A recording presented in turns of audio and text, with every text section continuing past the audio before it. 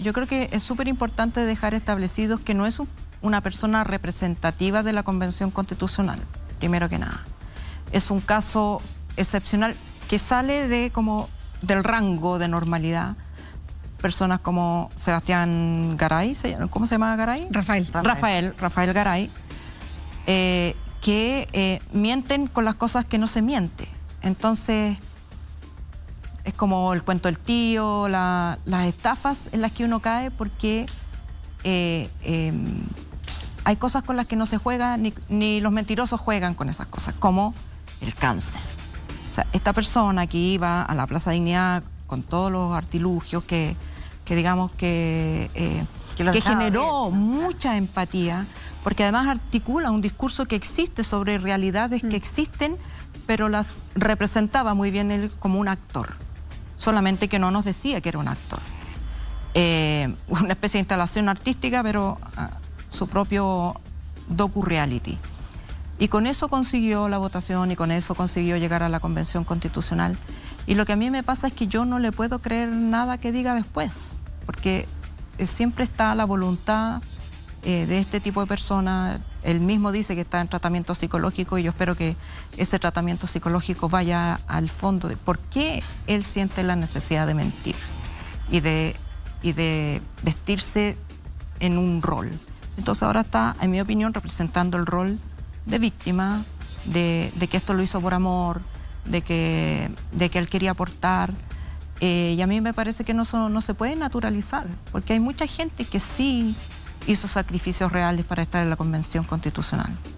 Muchas mujeres, para poner solamente ese punto, muchas mujeres que no andan con las chapitas de los hijos que no pueden cuidar, o los adultos mayores, porque siguen a cargo del cuidado de los suyos a pesar de estar haciendo este trabajo, y que se borran detrás de estos personajes extrovertidos con historias tan increíbles pero verosímiles, que hacen que todo lo demás parezca poco sacrificio al lado de estas personas. Beatriz, a ti te tocó compartir con Rojas Vade poquito tiempo, sí, en la convención.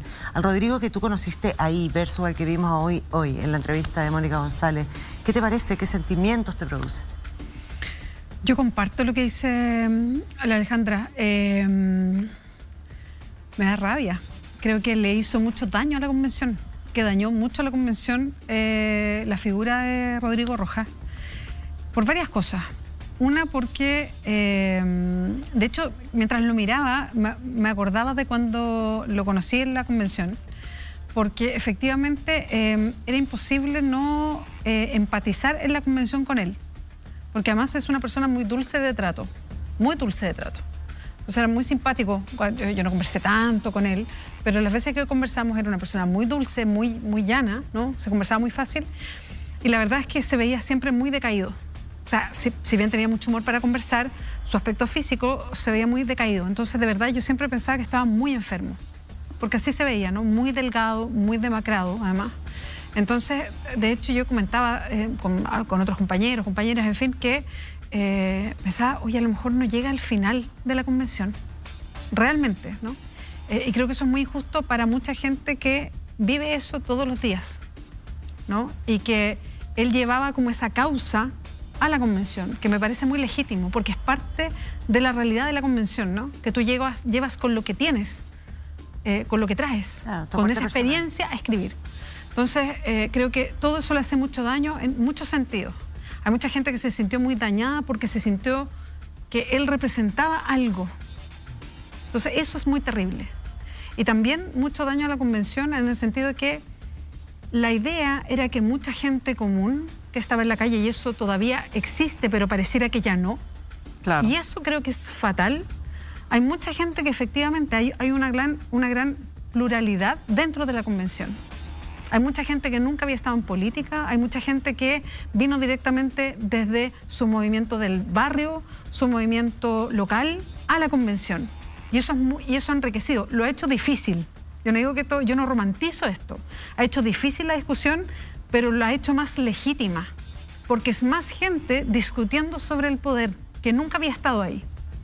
Y una figura como Rojas Vade deslegitima de alguna manera o le pone una traba a eso. Claro, que cualquiera puede llegar a estar ahí y conversar las cosas que nos importan. O que eso tiene algo de falso o de que no es real, o en fin, y yo creo que eso afectó y dañó a la convención de una manera muy directa.